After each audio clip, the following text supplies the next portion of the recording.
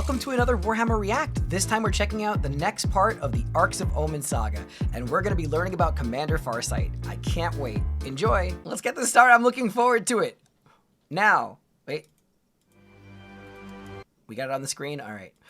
Will DK's audio be fixed? I know we already know the answer. We know that Shy is never going to allow him to have good audio. But I want to believe. I want to believe.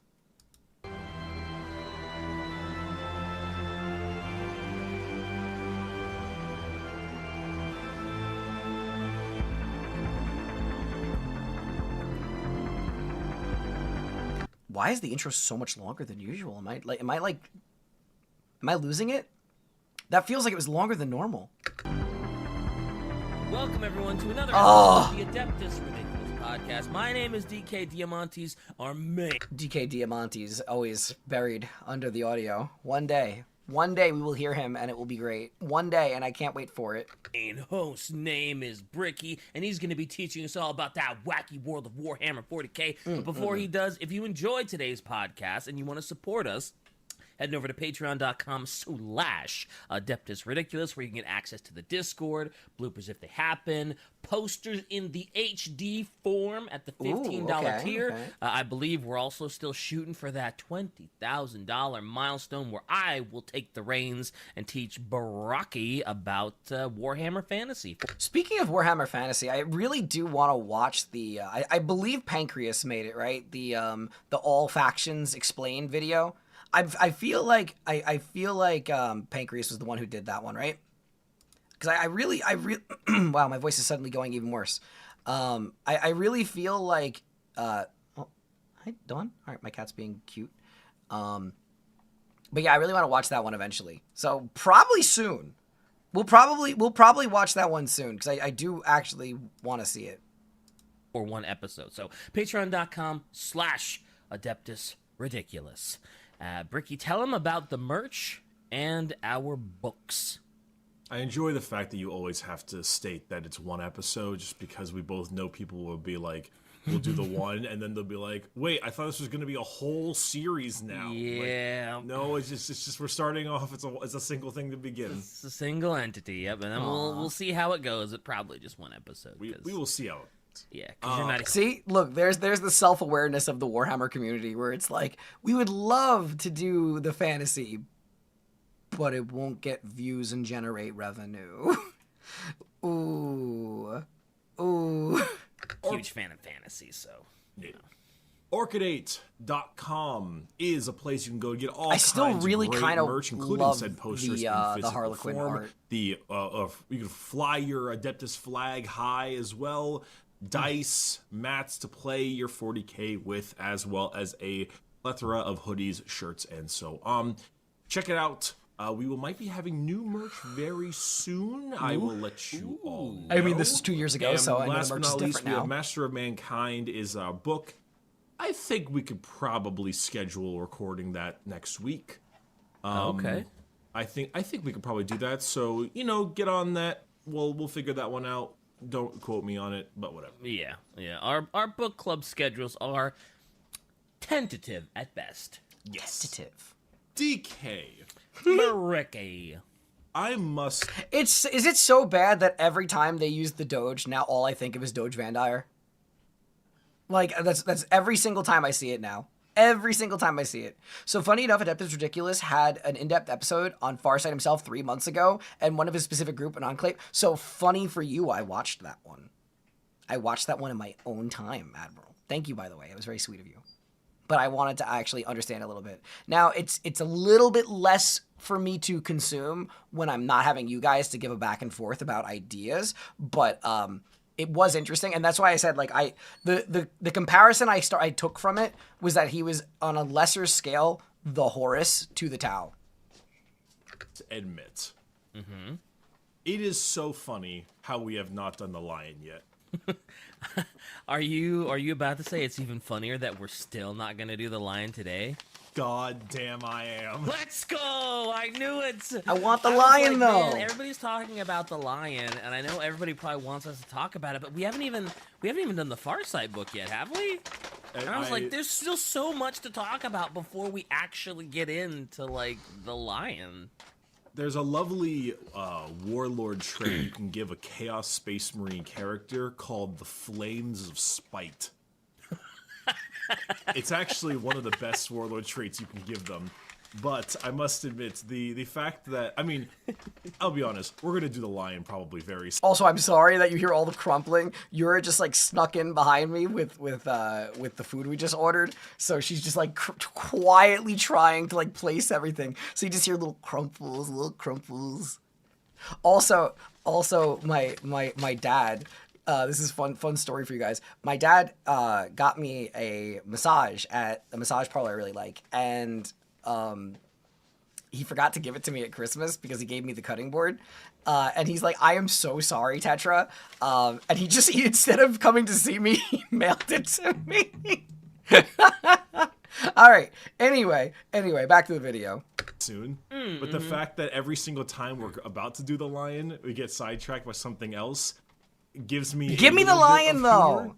I need him. It's just I love him. We should also mention that Shy in chat says, "Get effed, Dark Angel fans. I saw you whine in the comments, and I feed on your tears." Bro, why is she so toxic? What? I just want my lion. That being said, the lion looks so good. Oh yeah, look he at him. Has the most glorious stash. Oh man, he's hot. What a Chad Lord. I'm very pleased with how he came out. Someone made a great comment. It's one of my favorite miniatures, and someone made a great comment that was like, Gilliman looks like a commander over a field, and the lion looks like a Dark Souls boss.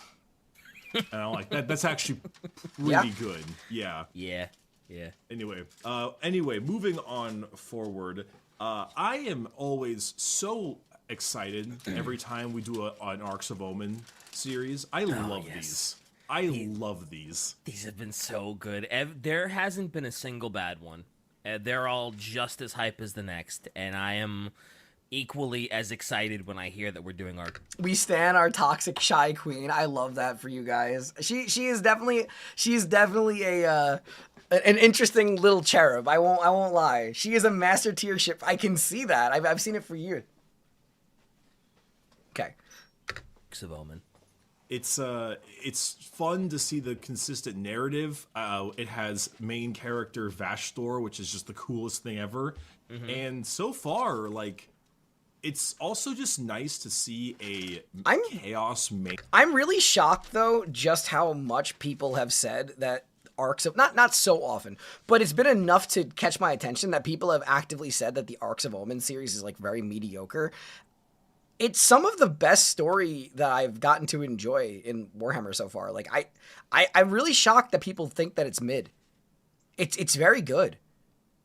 Maybe there's just some works that are just so much better, I guess, but like the ARKS of Omen's really good. Main character story for like in the main narrative is a chaos main character story minus some adjustments. Yeah. But it's been good. But this time it's a little bit of a departure. Oh, okay. So this is ARKS of Omen Farsight. Let's go, the age of turn, and we're gonna get canon flame bikini with abs. Oh, I'm excited. Oh no. Oh dear. Hopefully, who's gonna tell him? Oh, is this a canon Torch Star's dead thing? Oh no, not that. But cool. There is very little mention of Torch Star in it, because she really is a very oh my god, sorry. I just read that comment. Yes, Chudkun, your Iron Hand short story is better than ARKS of Omen. Let's get you back to bed. Holy crap. Oh my god. You guys are throwing hands today. Usually I'm the one that's saying sassy shit. You guys are just making me seem like the sweet one. You guys are savage. Oh my goodness. There's the minor character, minor side character. Yeah. Extreme. Anyway. That shouldn't stop our fans from making sick art of Torch Star's bitchin' abs and sending them to me, though. Oh. based. Anyway, in the beginning is always that long, fun quote. Not really quote, but like the intro to the book. Yeah. I shall read them. I shall read it to you. Like before, it's beginning to be a little long. Okay. The stars are... See, look how cool he looks in that gear. Like, that is so sick looking. Like, I actually am surprised. Like, you guys can dislike Tau, sure, but the aesthetic of that is insane. The aesthetic of that is somewhat like is there a Farsight model? Is there a Farsight mini? Hold on. I need to go see if there's a Farsight mini.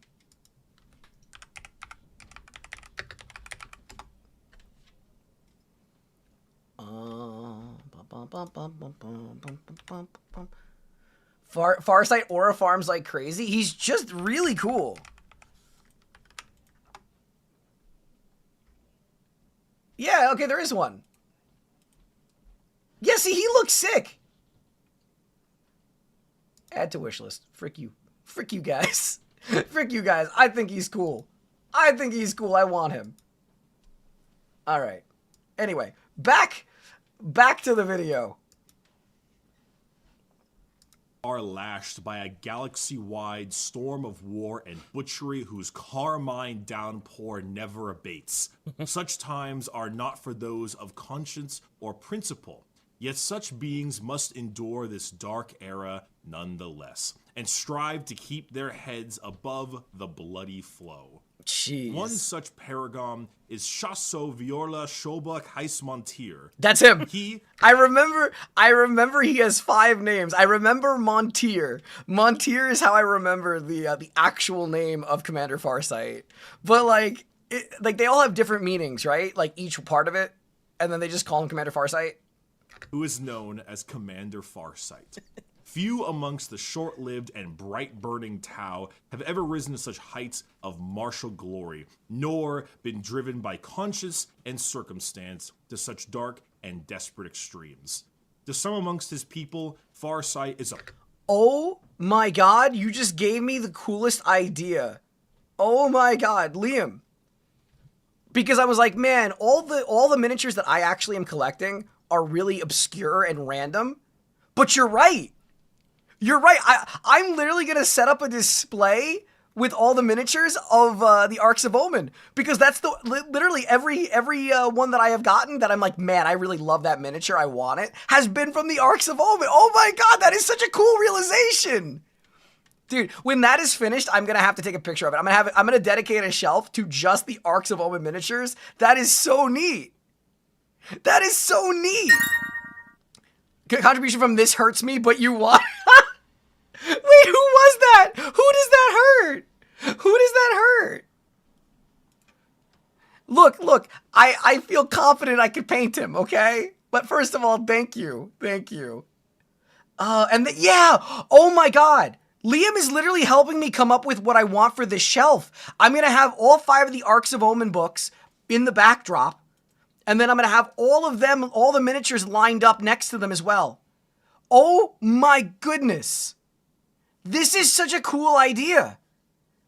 This is such a cool idea. Oh my god. And we're just going to put Be'lakor up there too, because Be'lakor was in one of the ARKS of Omen books. But like, that's so neat. That's such a... oh my god, I'm so excited. I'm so excited to do this now. Now I know what my project is. Now I know what my Warhammer project is. I have the Lion already. We have Be'lakor on the way. I guess I'm going to need Vashtor because it fits for the theme of everything. I'm excited now for Commander Farsight. And I'm going to need Angron. And then I'm going to have the whole setup, and I'm going to have all the books behind. Dude, I am so hyped. Thank you. Liam just gave me the best idea. I am so excited. I am becoming Trazen in the British Museum. You're right. Dude, it's such a cool idea. Oh, it's such a cool idea. Sorry, I didn't mean to sidebar that hard, but that is such a neat idea, and now I know exactly what I want to do with my figures. Oh my goodness. Did you add Angron? I haven't added Vashtor or Angron to my wish list yet. I guess I can, but like I didn't want to add so much to my wish list. I loved how when I first learned of them until the community threw a bitch fit and GW grimdarked them so much for me. Now Farsight is load bearing for my enjoyment along with the Kroot. No, see, that makes so much sense, Necker. Also, thank you very much. That was very sweet of you. Like that makes complete sense. But like I think that this is like the coolest way to go about it, just because ARKS of Omen has become like unironically my favorite segment of Warhammer, which again people will probably be upsetty spaghetti with in their own way. But like ARKS of Omen is cool.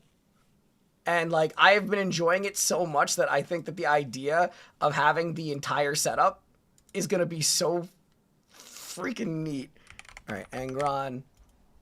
Let me just add Angron, and then I will be done. And then we go back to the video. Why can't I type? Can I please just type? Oh my god. Angron. Angry Angron, the empath. All right, I found angry empath. Okay. Add. Dude, Angron's expensive. Oh my god. All right, well... Those are going to take quite a long time. Vastor and Angron are very pricey, so at least we have some more stuff filling up the throne. So I'm hyped. I'm legitimately hyped. Sorry for getting completely sidebarred. I am beyond hype right now because like you know when like someone gives you an idea and it just gives you that Jimmy Neutron brain blast so aggressively that you're just like, oh my god, that is perfection. I'm so happy. I am so happy right now. Oh my goodness. I'm sorry for getting so derailed. Love you all. Thank you for the patience. Back to the video. Pariah and a deviant. To others, he is a savior and a protector, the worthiest ever to wear the daunted hero's mantle. For all the power of his legend, Farsight remains, in his own mind, the unworthy pupil of a greater master. Ever he strives to do what is right for those he leads, and ever he seeks to live up to the teachings of old Commander Puretide. Yet the years have not been kind. As the bloody rains of battle continue to fall, so the dam of Oshoba's nobility and self-discipline groans under the strain.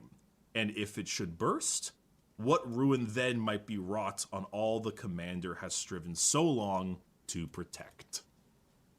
Dude, that looks so good. So, Farsight ARKS of Omen. Equipped with a brand new miniature. I like how his full name is just this unintelligible mess of alien words, and it's like better known as Farsight. I can't imagine the same feeling. Oh with, my god, with custodians. Yeah. Contribution from this does not hurt me. Why are you guys like this? Yeah, guys, I need to elaborate. I could put stuff on my wish list for long-term goals. That does not mean that you instantaneously need to go and be like, we need to go get that right now. Right meow. You don't need to. It's okay. It's okay. Oh my goodness. Exact same, yeah. Where it's like 18 pages of all their achievements, and it's like, no, just call me Todd. Just call me Todd. Yeah. No, it's Tim. Todd the custodian. Yeah.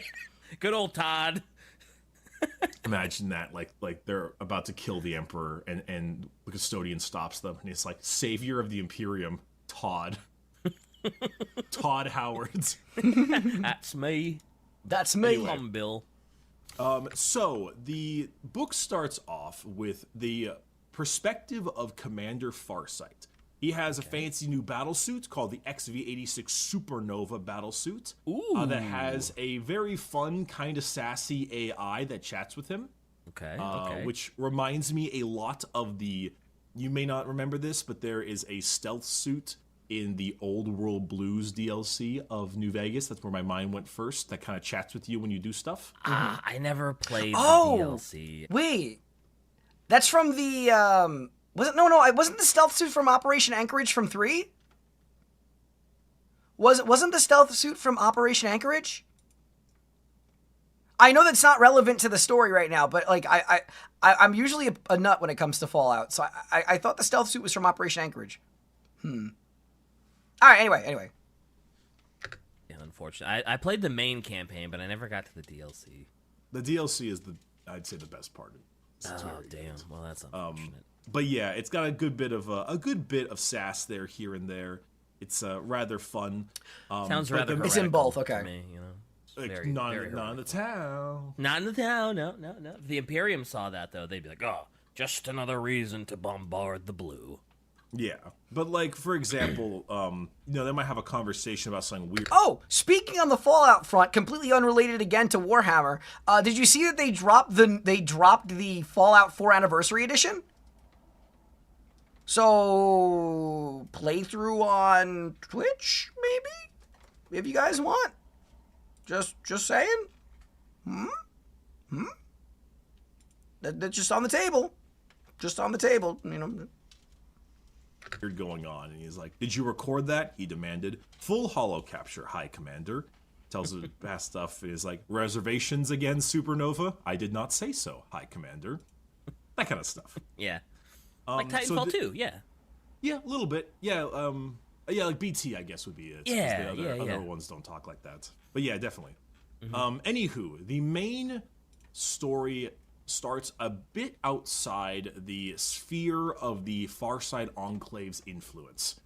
As we know, they have a very small bit of worlds, like around, I think it was like 6 or 7. That's still pretty impressive, but yeah, in 40k, that's a small... Yeah, in like a little system or so. Maybe it's like 6 or 7 systems. It's a small amount. Yeah. And outside of those borders has been consistent orc issues. Right. Ooh. Orcs have been pushing on them all the time.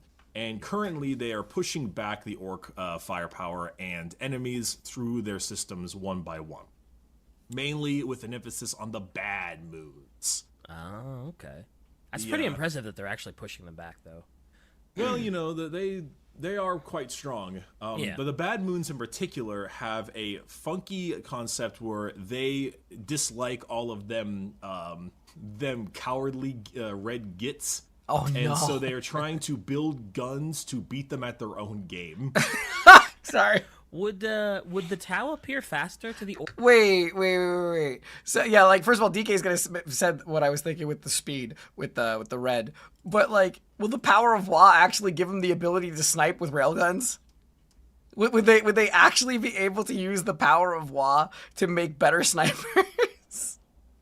Oh my goodness. Orc? I don't know if somebody mentioned this like a comment we were streaming or something, but like, would the orc? Yeah, because they're red and all their machines are red.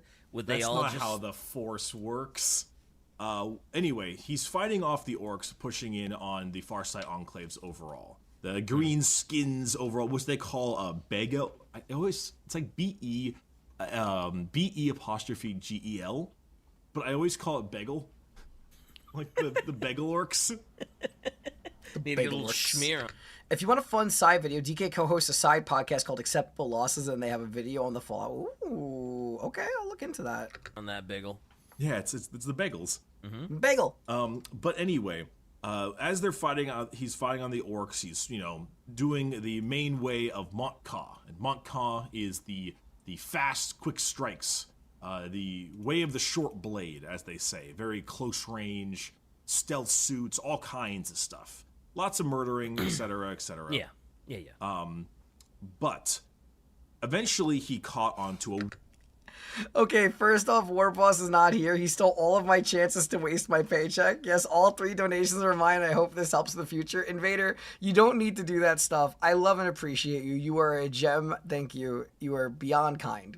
Like, completely unnecessary, but absolutely from the bottom of my heart, thank you very much. I am beyond excited to actually make this plan eventually happen. Weird Boy, which is the funky psyker ones, you know? Yeah. Oh. And as it threw its head back, it fired this giant swirling mass of green above its head in this like psychic attack, you know? Mm-hmm. And within the massive shapes, he saw himself piloting the Supernova battlesuit, blade covered in orc blood, and he saw a giant towering figure with eyes like lanterns. Oh shit. This is how Vastor just chimes in with this. Oh my god, I'm guessing he's looking for one of the relics. FARSIGHT wrote the book on how the orcs fight the Tau Empire that still uses it to this day. Ooh. I mean, it makes sense. It makes sense given how prevalent he is. And a iron-taloned hand that would reach out of the smog and grab him in its clutches. Ooh, okay. Which is our boy. Which is Vashtor, right? And after he saw that, he saw himself horribly changed. Skulls covering his blood-drenched battlesuit. Those of humans, Tau, and orcs, with a giant axe covered in brass. Ooh. Oh, God. And then he kind of blinked it away. That sounds like having a sight of maybe a little chaos-influenced Tau, which I actually think would be pretty slick looking. But he is being tempted by Khorne, most definitely. I would say it's probably pretty hard to tempt Farsight into, like, chaos behavior, since he seems like he's I don't the believe noble, that for a second. upstanding warrior. Like, it's got to be nearly impossible to convert In the little bit that I understand about Commander Farsight, he is absolutely going to be unwavering. someone like, well, I guess anyone in the Farsight Enclave to chaos. So, there is a planet called Arthas Moloch. Okay. And that is the main planet this book takes place on. And Arthas Moloch is a very important planet because it is the first time now, I hope Tau fans, I think I have this right, but I might be wrong, and if I'm wrong, then Tau fans, please correct me. It is the time when the demons first attacked them, along with the Tau Empire, and the Ethereals were like, "These don't exist, you're an idiot," while he was being murdered. Yeah. Oh, okay, cool. And that's also where he got his blade from, the Dawn Blade. Oh, okay. Was this planet. Okay. It was kind of like the turning point for the Farsight Enclaves. And the Dawn Blade in particular is an old Xeno-style blade, which, if we remember, every time he kills someone with it, he basically absorbs their life essence. What? Oh boy, so That's why eating is Farsight good. That's why Farsight is extremely old. That is the single coolest weapon. I used to say that I like the Pale Spear. That is insanely cool, though. Oh my god. Literally, it's just like all your soul are belongs to us. Oh, that is so overpowered. Amazing. Compared to the... Wait, what if he kills a Primarch? What if he killed a Primarch? Like, because Farsight's strong. So, hypothetically speaking, if he kills a Primarch, would he essentially gain, immortality? As far as age is concerned? Because that's kind of wild.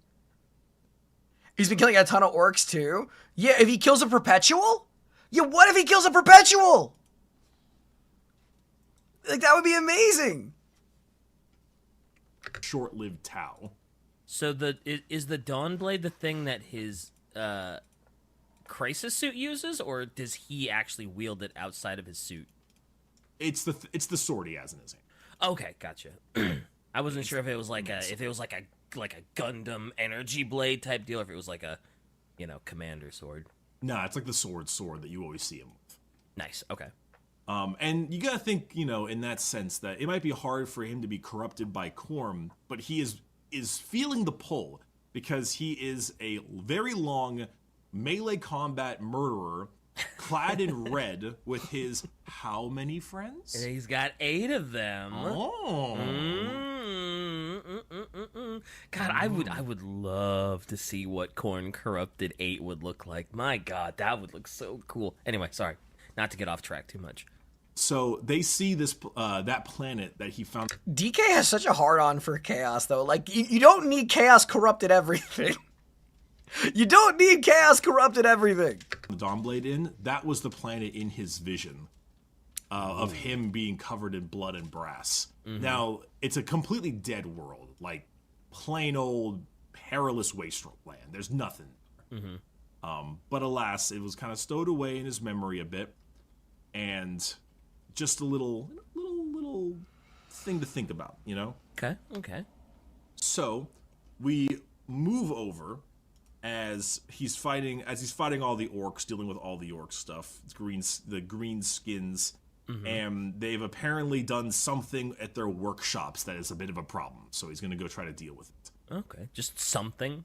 Yeah. So we cut to the interplanetary void, where there is a silver Death Watch, which is the Xenos Hunter Space Marines, who have their main ship coated in a stealth technology reminiscent of the Taus. Stolen, in fact, from the Tau. Okay.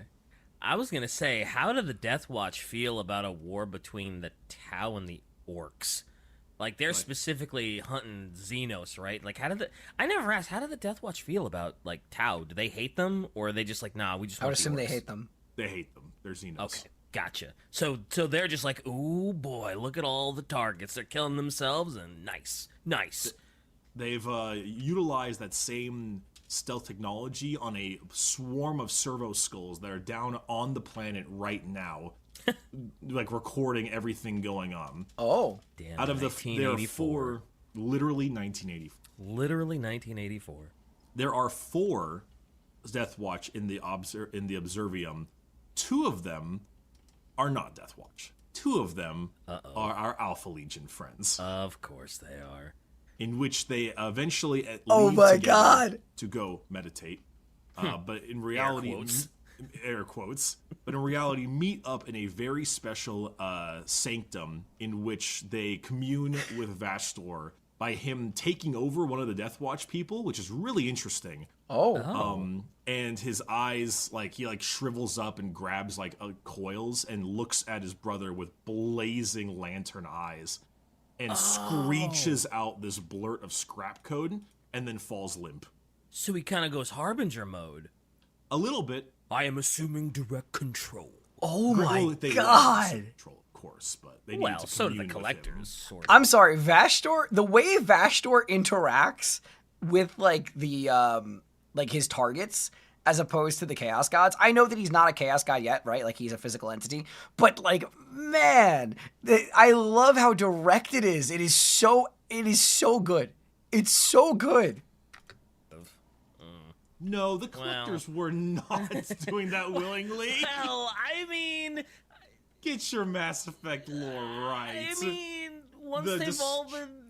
assimilated by the fuck you. Yeah, once all the Protheans have already been assimilated by the Reapers, then the collectors are very willing. Except that you're wrong. All right, fine. Move on, damn it. But no, they were using him as like a quick conduit. Yeah. And after the blurt of scrap code, he took his helmet off and he had this big nosebleed of molten copper, which I thought was super cool. Oh, that's gross. Ooh, oh no.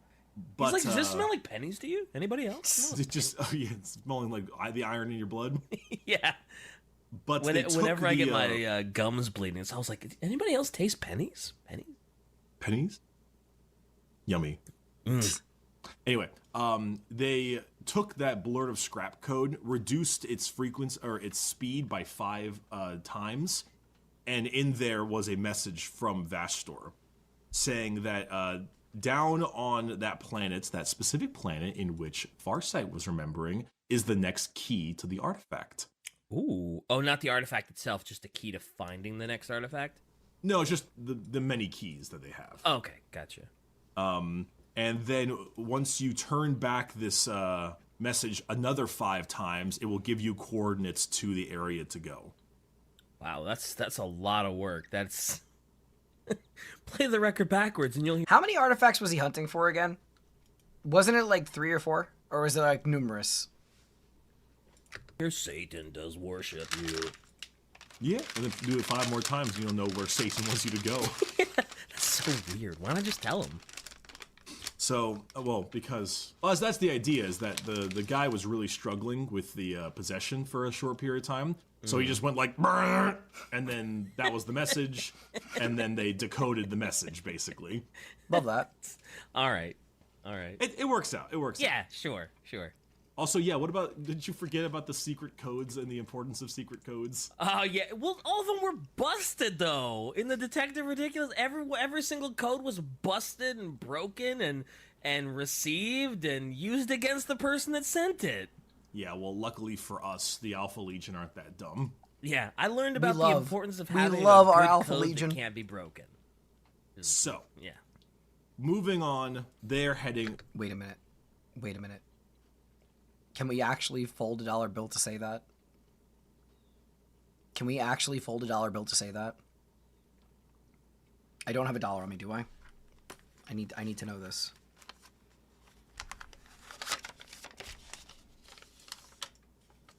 We cannot do that. I am a fool. I am gullible. I am a fool. I am sad now. I am sad now. You cannot, though. You can't. You have to use multiple bills. If you do it with multiple bills, you can. But you cannot do it. You cannot do it in one go. Like, one can't do it. You'd need to, like, here, if I look, I'm folding it right now, right? So I can do an S. You can't get the E up. It takes different number of dollars. Yeah. I was going to say, this cannot be done in one. This cannot be done in one. That Deathwatch cruiser is heading over to Arthas Moloch in order to grab the next piece of the key. Back in the worlds of the Tau, we have the main war with Orc warlord Nazdreg. There originally was a Orc leader known as Grog. Grog died. Grog Iron Teeth. Grog Iron Teeth. He had started the War of Daka. Because they wanted to beat them at their Daka. So the Tau were known as the Gun Runts, and the whole goal was, mentioned before, doing this ability to outshoot the Tau. Nazdreg was a bad moon, so he was totally wealth-obsessed, egotistical, loved his colossal firearms and over-engineered weapons, and mountains of loot. Mountains of loot. He sounds like a good old orc. Oh, God. So, please don't start. Due to the fact that Nazdreg might overrun the worlds of Farsight's area that he had fought so hard to push back the orcs with, they decided to back their way up and head over to the world of Dragrock. That was it. So that was his final bastion, the last major holdout of the orcs, and it's like teeming. Oh, yeah. The gigantic group of orcs. And so the big idea was to get the biggest gun with the most Daka and have all the mech boys build something to outshoot them gun runts. And the breakthrough came on the planet of Warbach, which was a massive energy cannon and force field manipulator called the Telefraga. All right. Oh my God. And Very orc name, love it. What it would do is trap parts in frothing force field bubbles that would randomly beam those bubbles into the warp. What? So he was trying to upscale it to make it so he could mount it to a fleet of orc cruisers and just literally saturate a world with it and rip like pieces and chunks of the planet into the warp. Oh, wow. That is amazing. That is nasty. So, oh, God. because Oh my of this God. insane issue, they found these plans and stuff were done on the planet, and they fled back with the plans to Dragrock. And the Tau found these plans on the planet they took over and said, shit. Yeah, that's bad. They shouldn't have that. Oh, no. The issue that they were having the most... I'm actually really shocked that orcs are able to even come up with a plan like that. I know they can get more intelligent as they get larger, right, with more kills and age. But like that is surprisingly smart. Is that the Tau are actually a bit slow when it comes to their space travel. Oh, really?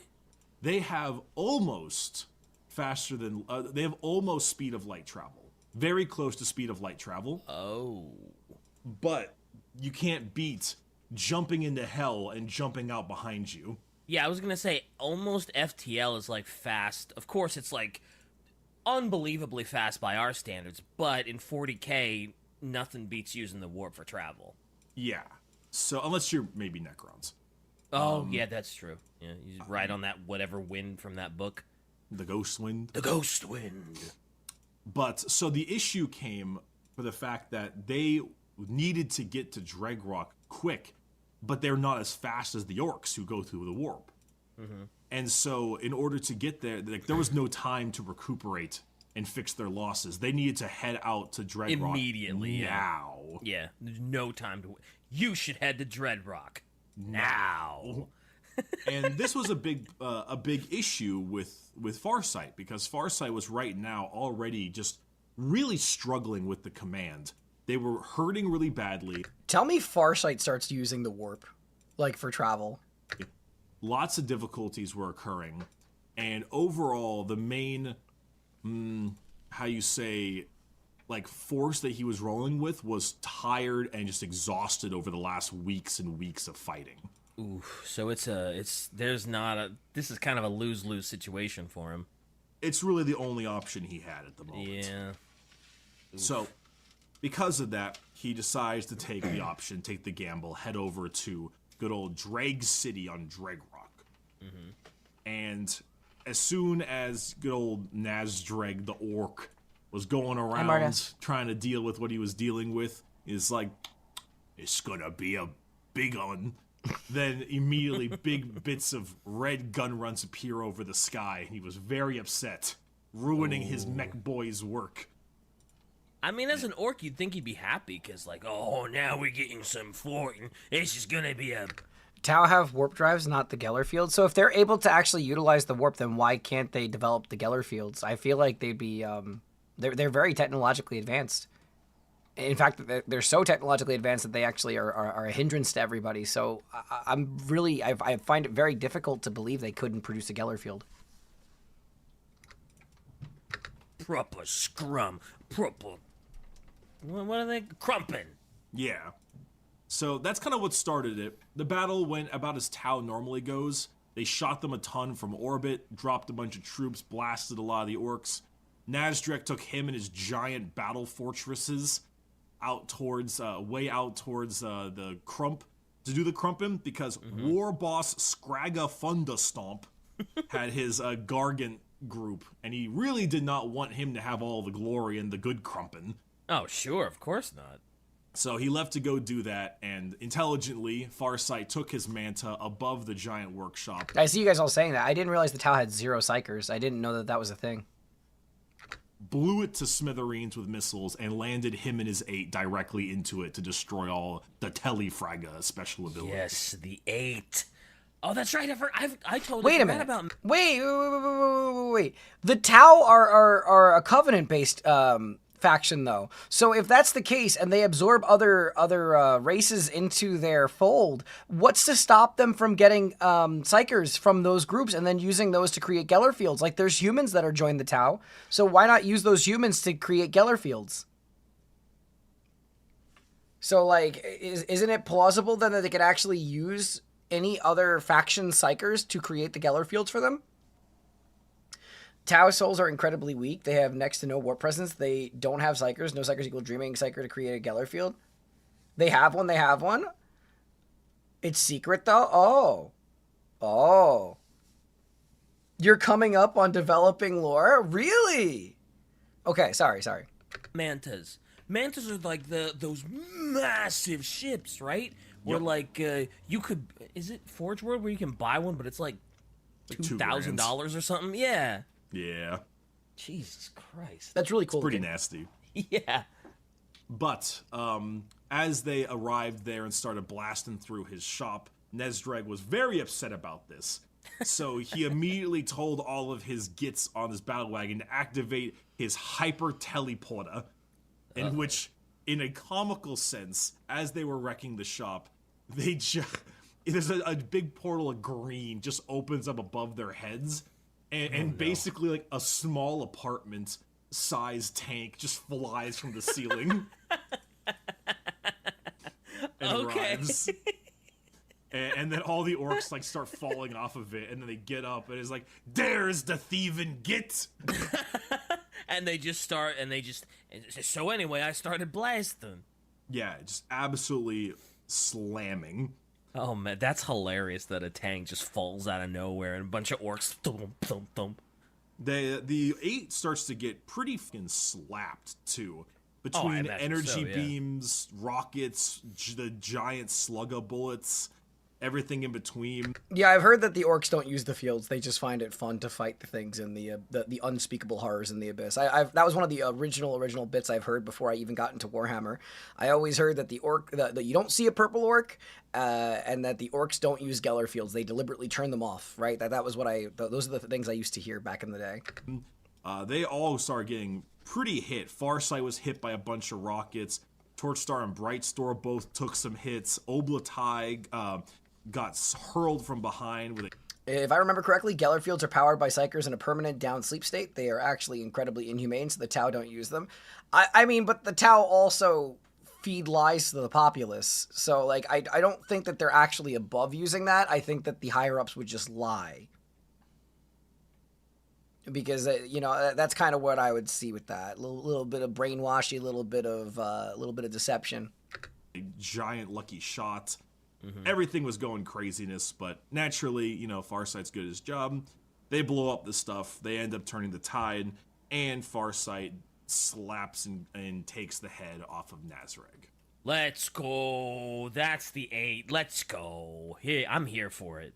Pretty Force classic gets good slurped time up stuff, you know? Yeah. Honorable Tau going to war and winning through sheer determination and grit. Yeah, the good stuff. And right as they had finished that... No. It's not that the Taus don't believe in demons. The Tau are lied to and told the demons don't exist. The people that are in the position of the prophets, basically, will just straight up lie, like they did to Commander Farsight, who directly saw them. Taken out Nezreg, dealt with the main group, and of course the mechanisms of his gigantic battle fortress known as the Git Crusher. Such an apropos orc name. It was lovely. But before the final stages of Dregrok fighting could commence, and the extermination of the final bits of orcs would arrive, a bunch of lovely portals started opening up above the skies by Dregrok. And corrupted human warships started pouring through in great numbers. Oh no. Including a certain catastrophically large-sized warship known as the Unhallowed. Oh no. Everything was going so well, too. I was gonna say, like, up until this point, the 8 were basic. The 8 and Farsight. Oh, context for the Manta model is 63 centimeters long, has a wingspan of 83 centimeters, and a weight of 12.5 kilograms without troops review. That is amazing, and I think that's so cool. I would say I want one, but that's a little bit crazy. We're basically in an anime movie, you know? Oh, we're all damaged, our backs are against the wall, but through determination and friendship. And now there's a brand new force coming around. Yeah, and now hell has arrived. So there's a lot of big issues here now that Farsight has to deal with. They are called the Tainted Guela, because they are, which they first attempt to do diplomacy with, or they discuss the possibility of diplomacy, and Farsight's like, nah, not these ones. Not these ones. They don't look like they're gonna do that, no. There's a really good conversations between him and the rest of the 8. I like the way he talks. They have really good, like, war room discussion. Okay. Kind of a combination of, like, old school feudal type thing where they'll say things like, the fool sees indecision and names it patience. And they kind of talk like that a lot. Wait a minute. That sounds like a jab at Jagatai Khan. That quote sounds like a direct jab at Jagatai Khan.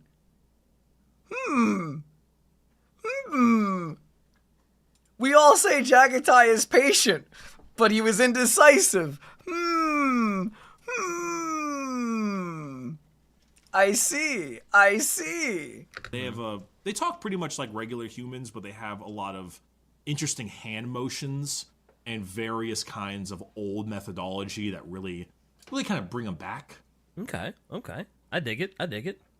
But the issue and the weird kind of taste or twist of fate, I suppose, would be the fact that the best possible way to deal with them would be to find a way to force the tainted Guela and the Bagels to fight each other. I mean, that's fair, actually. Pretty good, right? Yeah.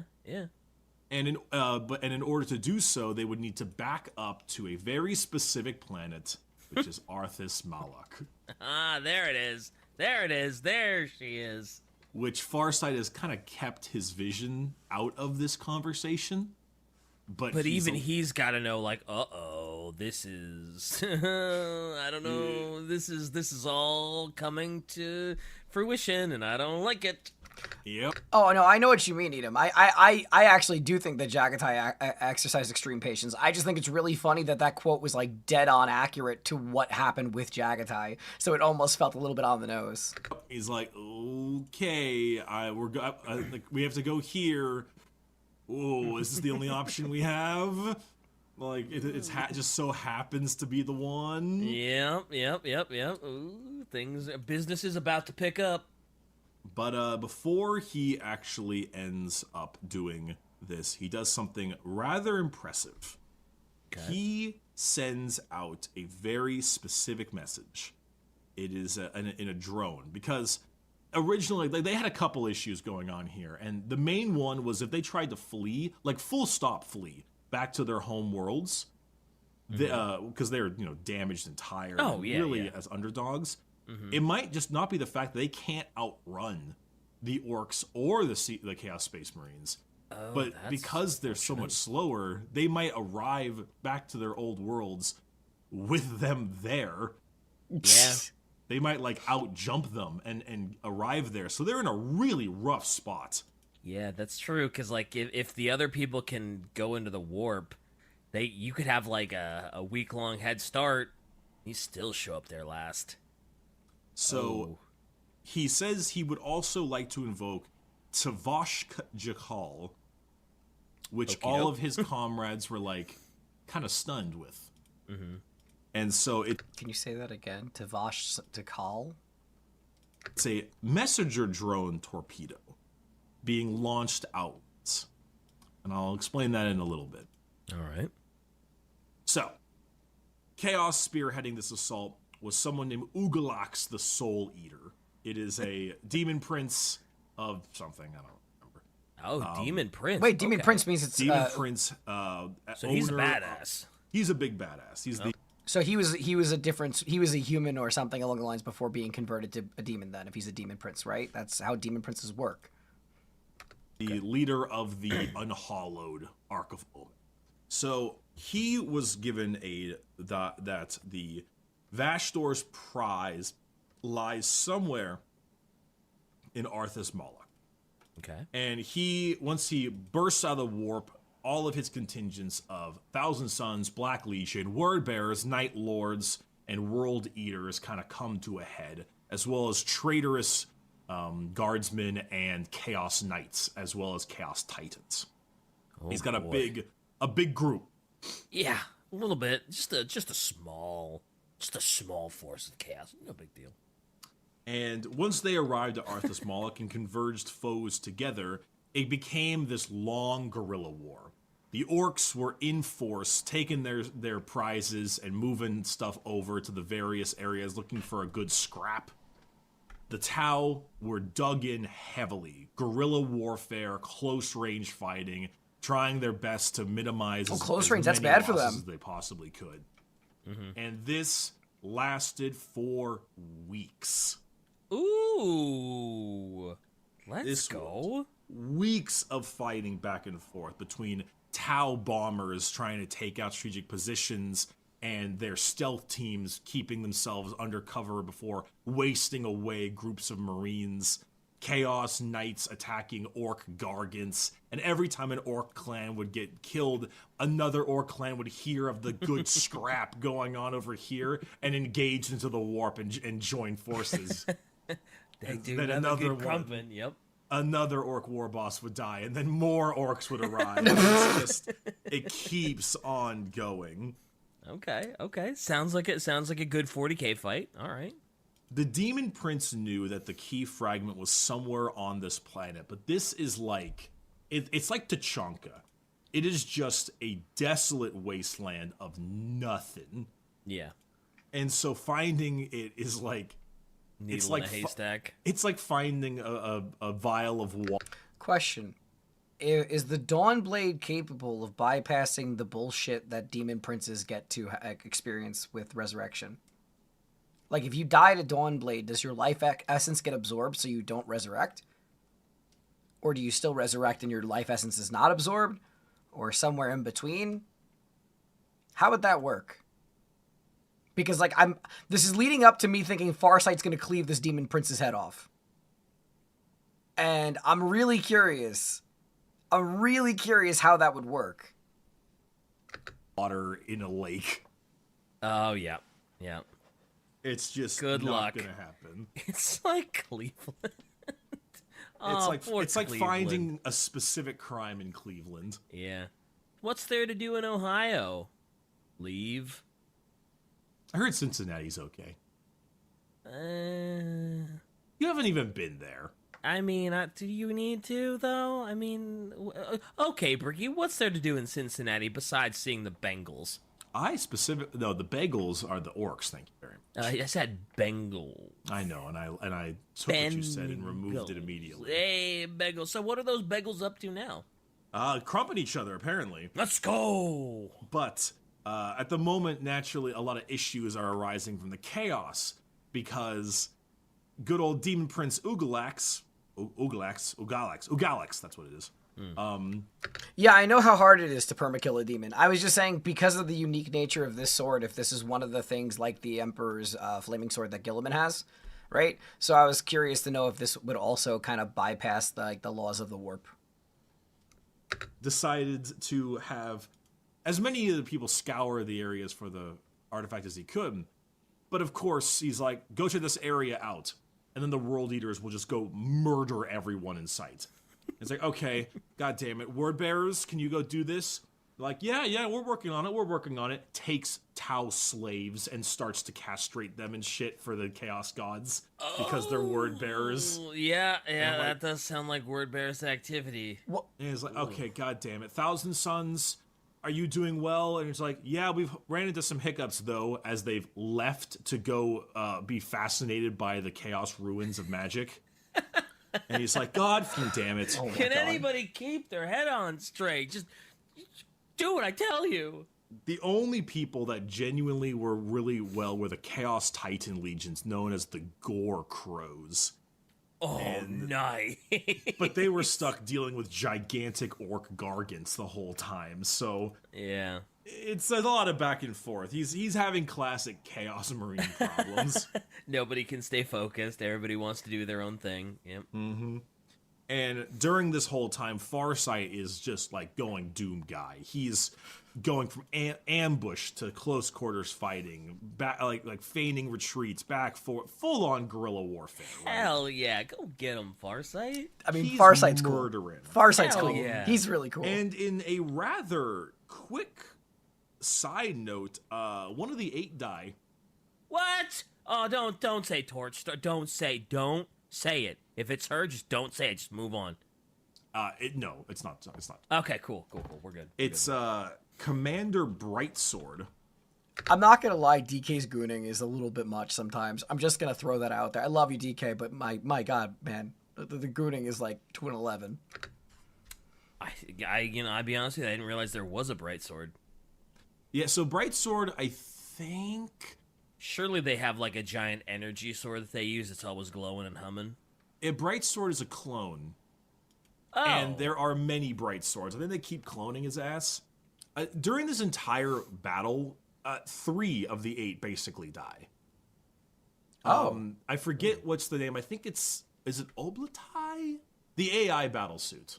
Oblatai. Life goes on. Anyway, go ahead. God damn it. The AI battlesuit, I think it's Oblatai, gets busted up real bad and can't really do much fighting.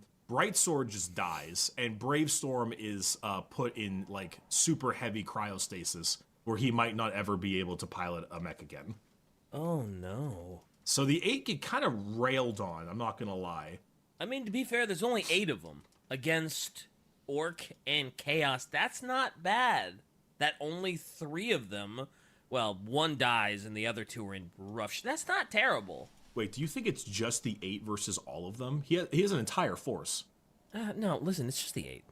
Okay, yeah, it's 8 guys against the Ark of Omen. Yes. This is the FARSIGHT book, my guy. It's the 8 versus everybody, and they only lost 3. Okay. We'll go with that. Oh, it hurts me. Anywho, so this long-form guerrilla campaign going along with all of Farsight's bloody murder is getting to his head. Uh-oh. He had visions of murder and butchery that danced through his mind. Oh, no. And he was frightened by the intensity of the imaginings and a little excited. Uh-oh. He breathed slow and steady, yet his thoughts were of violence, of a psychopath escaping their restraints. Oh, boy. He saw himself in his battle suit as a giant colossus. Supernova battle suit wrought with an ultimate monstrous form, with his giant brass axe and plasma rifle firing a stellar... By the way, Tetra, 8 is Corrin's holy number. Wow, I've never heard that. Did you know that Angron also was an empath? Inferno, removing columns of tanks with every shot. Ooh, boy. And he would notice that he had skulls rattling across his battlesuit. Each and every one of them, the skull of the ethereal cast that had cast him out. Ooh, Okay. Wait, that's fantastic. And then, of course, he would snap out of it for a second. He's like, this is not who I am. This is not what I will be. And then was starting to wonder if he was lying to himself.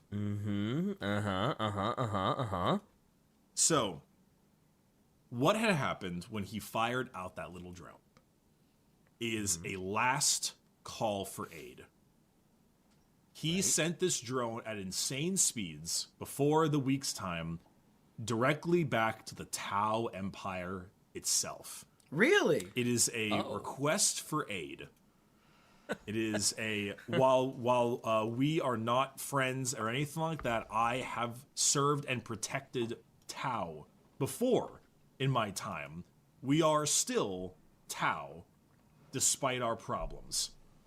And I'm not bullying your boy Angron. I like Angron. I just get told that he's an empath like every damn stream. So I will just embrace it. Look, I have the Angron Demon Primarch miniature on my throat already, all right? I like the dude, okay? I like my murder hobo. I just think it's funny that everyone always tells me he's a goddamn empath. Okay. In the hopes that large swaths of Tau lives can be saved, I ask for aid from the ethereal cast. In what's the response and reciprocation? I don't know. Reward, I guess, for the aid sent to save us from this doom. I will turn myself in to the Tau enclaves. Oh, really? So he's saying that if they send aid and help him, he will quietly go into Tau hands afterwards? He will give himself up. Oh, wow. Because I was going to say, like, if you just send a message to the Tau as, like, Farsight, and you're just like, hey, guys, I used to be pretty good with Tau. I've saved my fair share of Tau lives. Come and help.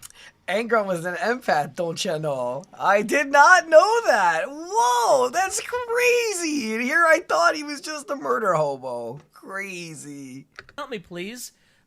They would just laugh at it, right? They would just laugh at a message like that. But if they're like, ooh, if we help him, we could potentially crush the biggest... We essentially, because if you get rid of Farsight, you get rid of the Farsight Enclave, because, you know, it's in the name. That is quite the carrot to dangle. It is, and obviously it's quite the ask. to help us, because the Farsight Enclaves have saved regular Tau that hate him before. Yeah, like they've done that before. I love the fact that like I have the chat on the screen now, just for the reason that people who aren't actively part of the stream community will have no idea what the hell you guys are talking about, and it's so damn funny that without context, there's just comments saying like, man, I really love Erebus, Primarch of the 18th Legion. Yeah, did you know Vulcan, Chaplain of the Word Bearers, is also an empath? Did you know that Angron nails Slave Infiltrator? Yeah. But at the same time, it's still an iffy situation. Sure. So this is about the time when the message comes back. Oh. And a drone flying at insanity speeds lands by him, and a holo projector arrives. And it is from a very famous ethereal known as Onva, the main ethereal of the Tau Empire. Okay. They express gratitude for the Farsight Enclave's several campaigns of challenge, and the offer of personal surrender in their people's name was eliciting gasps from nearby Tau, who had not known that he had done so. Anva then said, "F you, good luck." I was wondering if that was even enough of a carrot to get it to happen, because, like, on the other side of it, the Tau might be like, oh, yeah, if we go help, we can crush him, but then they look at it like, well, he's screwed anyway. I don't think that they would help strictly because that there were demons on the battlefield, and if there's demons on the battlefield, then other people would see that they exist, which they don't want them to know about. So I feel like in their interest, they wouldn't want to have anything along. Can I help you, Dawn? My kitten's being a goober. We could just sit here, not lose any of our forces, and Farsight's probably going to get dunked on and die anyway, so why bother wasting needless Tau lives to save this dude that we want dead anyway? I will say, eventually we will do the Erebus Primarch of the 18th as a short. It will happen. I know that it will be like the most anger-inducing thing this channel ever produces, but we will do it at some point. Okay. For the crime of allowing themselves to be led astray by Farsight's deviant ways, all those in the Enclaves were condemned along with him. Yep. Anva too good bade Farsight do all the damage to the orcs and humans that he could, the better to provide some last small... Dawn, what are you doing? She has this thing that she does now where she likes to walk behind the dresser for no reason. So I feel like I have to barricade it, because she just finds a way to get through just to get to the other side. She could just walk over there. But no, she has to go behind a dresser to do it. Erebus, Primarch of the Salamanders? Yeah, Erebus, Primarch of the Salamanders. Assistance to the Tau Empire. Then the message winked out. Son of a bitch! He's a real shitter. What an absolute... Wait, what did I miss? Humans that he could aid with him. Yep. Anva too good bade Farsight do all the damage to the orcs and humans that he could, the better to provide some last small assistance to the Tau Empire. Then the message winked out. Son of a bitch! He's a real shitter. What an absolute dog's ass. Oh my god, I hate him. Do a good job, buddy. Kill what you kill. It might as well do some good for your species before you die a horrible death. Oh, man. I hope that guy gets absolutely wrecked at some point and just becomes like a Slanesh slave or something. Oh, damn. You can actually play him in game. Yeah, he's an ethereal you can run. He's like the named ethereal. Oh, I hope everybody targets him and just blows a hole in his head. I mean, maybe. Yeah, anyway. So, Farsight's on his own. Farsight's on his own, which gives him the worst possible prospect that you could possibly think of, which is going to the center of this planet, or an area on it, and going to this large artifact known as the Great Star Dais. Okay. The Great Star Dais was what he had to deal with the first time he was there. It's currently disabled and all kinds of stuff, but it would have the things called the Malnkites that would come out of it and murder everything. Oh! And so, basically, he's being forced in the back, with his back against the wall. And in order to possibly deal with the combination of chaos and orc threat, he would basically need to open a portal to Khorne and summon Khorne demons to rampage across the planet. Oh boy. Oh. All right. I mean, my God. There's nothing else he can do, I guess. I mean, yeah, but man, those visions. Yeah, those visions are seeming more and more. Ooh, man. Okay. So he does it. So he does it. He goes to this point, opens up the Khorne portal, and so a couple things happen first. Okay. In hilariousness and enjoyment, the Alpha Legion have half the crew prepped and ready, and immediately just kill or split the throats of the remaining Death Watch. Just arriving from behind them, they give the special Hydra order Dominatus called Looking Glass. And from there, they find all of the Space Marines that are... The Eldar child surrendered to Erebus, Primarch of the 18th Legion. However, he told her to stand and knelt down to surrender to her instead. Anyone who valued life enough to surrender deserved victory. Thank you, Wisdom. Wise words. Wise words. In their robes, had just their throats slit or blown out the back from bolters or hammers, etc. And within 5 minutes, the ship was theirs. Wow. And they slowly, quietly float their way down to the planet, and they find the actual key, as the unhallowed Arks of Omen is much more of a distraction to keep the war going. Of course. And the key, typical Alpha Legion shit. Typical Alpha Legion. And the key is a very simple, yet bizarre, old Dark Angels fighter craft. Firecraft, you say? Fighter craft. Oh, fighter. I thought you said firecraft. I'm like, excuse me, what the is that? It's an old Dark Angels thing called a Dark Talon. A Dark Talon fighter craft. Okay. It just was crashed there 10,000 years ago. And on the fighter craft was a strange, like, protrusion of bizarre, like, translucent crystals. Oh, okay. That were just kind of breaking out of it, like Destiny stasis crystals. Yeah. Imagine that, but it's like kind of bursting out of the plane. Okay. And so PvPers hate it. They hate it. Hate it. And that was it. That's the key fragment. They grab it, they put it on their ship, and they fly away. Okay. And Vashtor has his prize. Is that the end of the book? Nope. So the idea is that this whole side note stuff is just crazy things going on. But the key, the thing that matters, the Alpha Legion were there to snag it under the nose. So we don't know what actually happened. I just love that you have this insane, like, dialogue and story going on with Farsight and the Tau Ethereals, and you just have Alpha Legion just going like, tee, we did it anyway, bye! To Farsight and the portal that he No, did or did not open? I said the book wasn't over. Oh, I thought you said the book was over. No, I said nope. I said nope, you silly. I'm sorry. Doofus. I didn't hear that. I didn't hear it. I'm sorry. I was like, if that's how the book ends, bullshit. No. They just Excellent. grab it, Okay, cool, sneak it, and then they're done. Okay, sweet. The rest is when things get pretty insane, which is when Farsight says, well, we're gonna die. Here we go. And he turns the portal on. Okay, I mean, yeah, if you're doomed anyway, you might as well take that one last shot.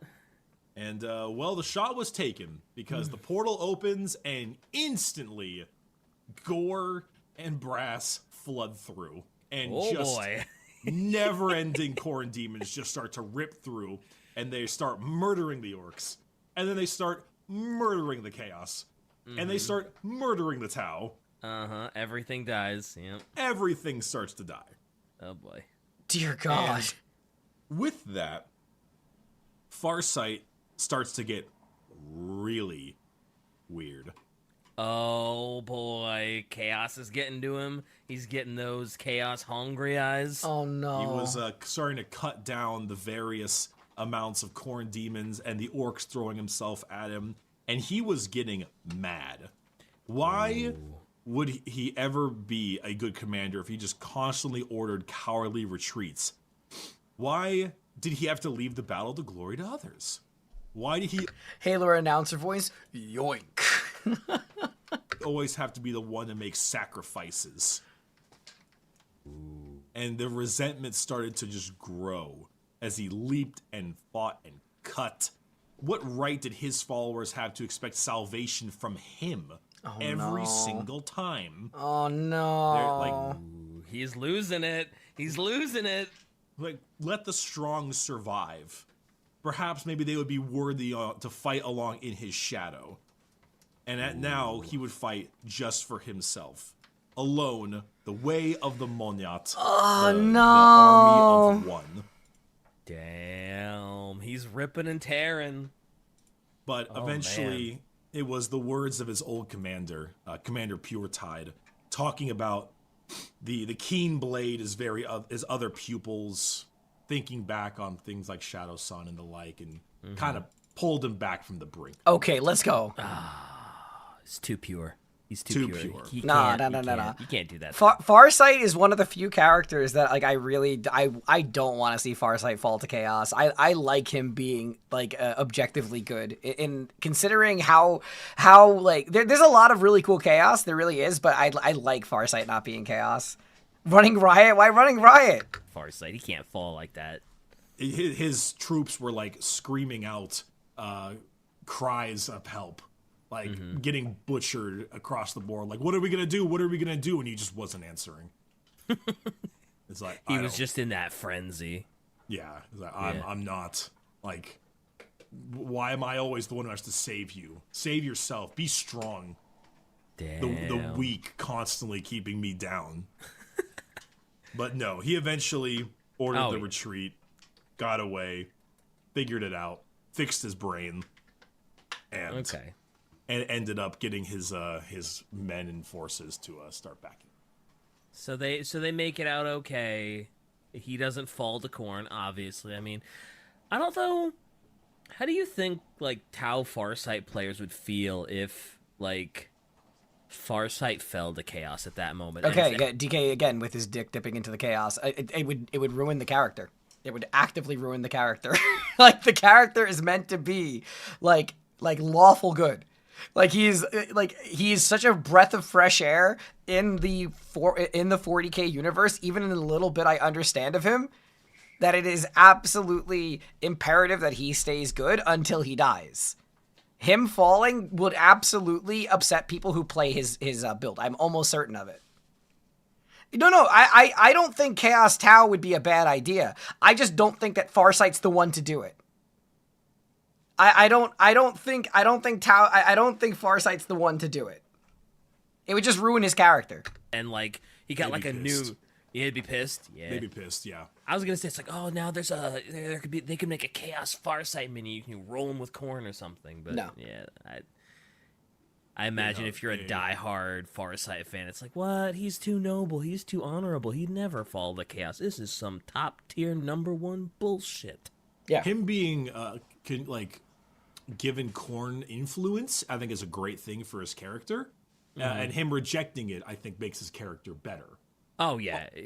Also, they don't make it out okay. 3 of the 8 are horribly wounded or dead. And then they lost a significant amount of their forces. Well, they didn't lose all of them.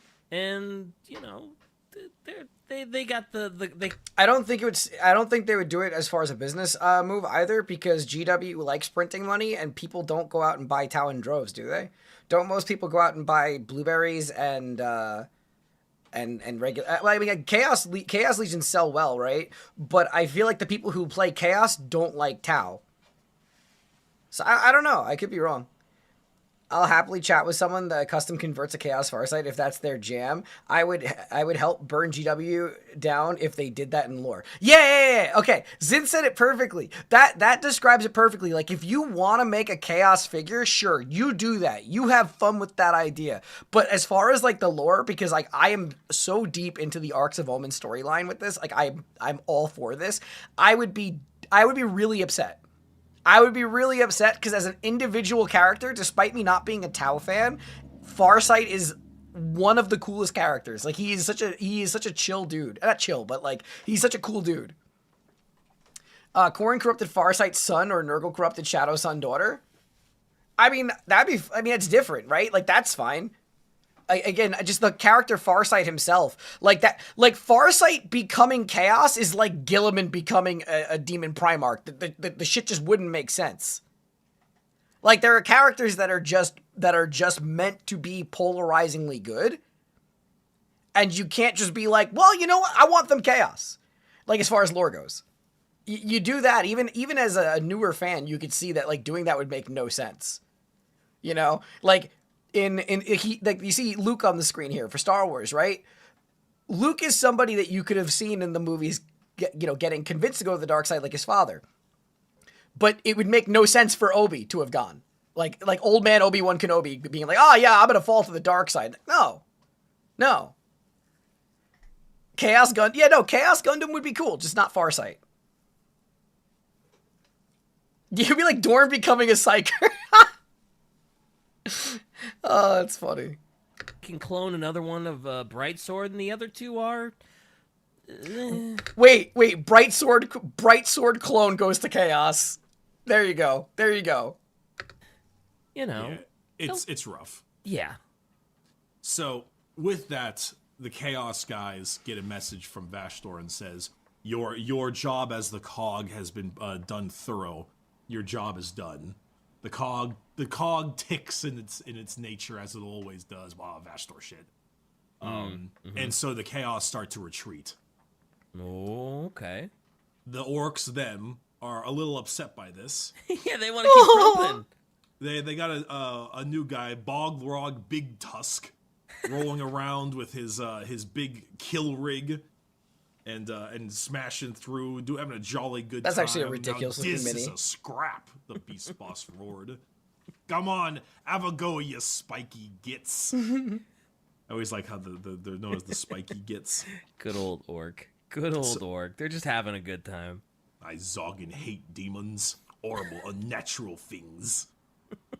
So there was a weird boy known as Squigla. So it was like, oi!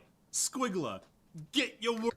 It's a bit BS that the Primarch can fall to Chaos because of the Chaos Sword, but Farsight's fine with the Chaos Sword. Do we know for sure that the Dawnblade is a sword that's cornate? Because I've seen people in chat say that it was Necron-based, and I've seen people say that it was cornate. But even if it is a Chaos Sword, I mean, it doesn't... A Primarch doesn't necessarily have the strongest will just because they have the strongest body. You know? Like, it being in Fulgrim's hands, for somebody who already strove for perfection... The ideal of perfection was already perfectly aligned with Slaaneshi ideals. So it made a lot more sense for him to be influenced by the Slaaneshi demon when he doesn't even know Chaos exists. I mean, I guess Farsight didn't know Chaos exists, even though he knows the demons exist. But at the same time, like, he thought it was, Fulgrim thought it was his conscience that was talking to him. And at the end of the day, he believed the ideals of perfection of what he ended up trying to be. Not Chaos, not Necron. Different swords, different rules. Yeah, I was going to say, like, the Fulgrim sword also had a greater demon from Slaanesh in it. The Dawnblade doesn't have a demon that we know in it. Right? So, like, we don't know that there's an actual being in it trying to cause influence in the same way that we knew that there was an actual demon in the blade of Fulgrim. Okay. Our boys together and zog up the swirly portal thing. And so they create this giant green mass hammer and just slam it into the portal. Oh, wow. Okay. Like, they do this big, like, conjure this giant green hammer of psychic energy. like an effigy, and it goes like, whoop-bam! Oh, Orc. Never change. Never change, orcs. It's Never so change. fun. Orcs are just having a blast. Good for them. So the corn portal breaks and dies. The demons dissipate and destroy. Aw. And there's another orc war boss called the Smog Boss. In his oversized battle wagon rolls up. The two of them have this good, what's going on here? Demons all gone. Zot the gun runs legged it. And now most of the Chaos Boys running off too. Zoggin gets a lot of them. Well, they closed the corn portal. I'm surprised they even wanted to close it, because as long as there's still demons pumping out of it, they got that good company to do. You know, like, why would they close it? Well, because it's still annoying them. Well, yeah, but that's a good scrap, that is. Yeah, but it was they don't like demons. They're unnatural things. Okay, fine. It's like, what about Thunderstumps lot? Is Gargants have given them Hume big walkers a proper kicking? It's like, them Chaos Boys a lot more fun to fight than them gun runs, ain't they? You wanna go after them? Asked the Smog Boss. Nothing left to do here but zog each other up, and I ain't chasing them gun runs no more. They's no fun. Alright. First one to clobber the Chaos Boys war boss gets to lead the war. Look at you doing orc I'm trying my accents, best. man. We'll get you there. We'll get you there. Don't worry. Please no. Practice makes perfect. Please no. You know? You're much better at it, but it's okay. Gotta get you listening to Brutal Cunning more. No more, please. Yeah, that was a good one. Mm-hmm. So then with that, the orcs set off to go kill the remaining Chaos Boys. And so at the end of the day, it is a combination of Chaos and Orc Ws. The end of the book ends with Farsight returning back to the planet after... I think it's other they have a weird time thing with Tau. Their names for months, years, and stuff are different. They don't just say months or years. So it's like, my guess is 9 days, 9 weeks, or 9 months. I don't know how long it was. One of those a while, yeah. I mean, I would assume that it would be at least, I was saying 9 weeks or 9 months. 9 days would not be enough time. They start to see plants growing. Oh, then it's 9 months. Through the soil of various areas of the dead world. Which, I think for Tau fans, I don't believe it's orcs. I think for Tau fans, it's like actually cool, because this planet is like actually growing life again. Oh, okay. That's cool. There's that part at the end of Halo Reach where they show the glassed planet, and then like life starts to grow at the end, which is like on Reach, which is a big deal. It appears that life is once again growing on Arthas Moloch, and that might have been due to the destruction of the Chaos Portal. Oh, okay. So it's going to become a livable world again. That's the hope, yeah. So eventually the Farsight Enclave is probably going to take this place back, because it's actually like, eventually it'll be a livable world again, because the Chaos Portal's gone. Pretty much. Okay. That's a nice little hopeful future. Cool. Yeah, it's kind of a dub for everybody. Actually, the planet would probably be left alone, considering everybody thinks it's nothing now, right? That actually might be a solid choice for setting up operations. The orcs got to go do their thing. Chaos got their key, and the Farsight Enclaves, while very badly damaged and injured, they seem like they might be able to get this world back. Yeah. I don't know. I think that's the biggest. Well, I guess it's the biggest dub for Chaos, right? Because they got their key. But I mean, that's a pretty big dub for Farsight that they actually managed to survive all that. Like, that sounded like it was a big time no-win situation. Well, we're gonna die, so we might as well let Chaos eat all of our enemies too. And the fact that they made it off that thing at all is kind of a massive dub. The fact that they're not all dead is pretty peak. I like Farsight struggling with Chaos. I think it's a really such good a cool mini. Type of concept. Such a cool mini. Try makes a good point. You could see some of the plants between the rocks on his base. Point, and that might be the call. That might be what they're trying to call towards, which is cool. Yeah, that's cool. That's dope. That's a dope callback. Though obviously he's not fighting when the things are green, because they just came back to check it out. But it doesn't matter. But he could be T-posing, okay? He's just posing for the picture. Yeah, a bit of a for the gram. Bit of an interesting one. I'm not my favorite of them all. I think because it's a little bit like everyone just kind of gets their way, as opposed to like the Angron book where it's like massive chaos dub. Yeah. This one sounded really good, and it was, but I feel like the other Arks of Omen are such a high bar, and they were just so ebib that like a decently good Arks of Omen just isn't gonna hit the same way as like the last ones, right? Yeah, that's fair. It's also a little bit of like a side quest. Yeah, a little bit. Yeah, sure. It's just like, hey, Farsight's here too, by the way. There's a key down here. Give Farsight a new... It's like giving a reason for Farsight to get a new mini. And, as a Tau, if you're a Tau fan, I think you'll like it, because I liked reading about Farsight. It was interesting. It was rather interesting seeing how he talks, and his overall way of doing things and fighting off Khorne corruption is kind of cool. And yeah, that's all pretty fun. But, the other 3 books have been Introduction to Vashtor, which is awesome, and then Angron giving the giant this Chaos W, and then amazing, more Vashtor Be'lakor shenanigans. So, but hey, I'll take any reason to get a sick new Farsight mini like that. If it means just getting a pretty good Arks of Omen book, hey, sure, why not? I mean, that's dubs all around. Yeah. Shai said, as an Alpha Legion owner, she appreciates Alpha Legion getting shit done. Oh my god, Shai is Alpha Legion too? Everything makes sense now. Everything makes sense now. Oh my goodness. I now like her even more. Yeah, Alpha Legion have been doing hell yeah, a great job. They're putting in work for old Vashtor, aren't they? Alpha Legion are one of those fun types of factions where you can kind of just write them in whenever you need them. Yeah. You can be like, and it makes sense, yeah. An entire fleet of Marines are arriving. And then it turns out they were Alpha Legion. And now they're getting reinforced. And you can always just do that. You can always count on the Alpha Legion. Yep. It's always handy. There's always a way to always throw makes them in. sense. Yep.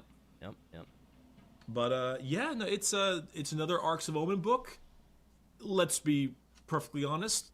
I appreciate the Farsight and everything, but the next one is the Lion. I can't wait. Yep. I mean, oh my god, we finally get to watch it on Wednesday. It's a big fucking deal. It's a big deal. Also, So, Lamau, if you're a Death Watch fan, if you're a Death Watch fan, you probably hated this Arks of Omen.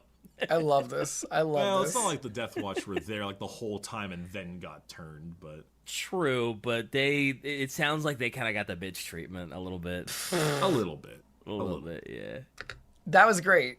I love that so much. Dude, the Arks of Omen series in general has been like the best. I know I'm like a broken record in saying how it's my favorite like storyline that we've gotten so far, but I am over the moon with this and I cannot wait for the Lion. As always, thank you for watching, and if you like the content, please consider leaving a like and subscribe. Until next time.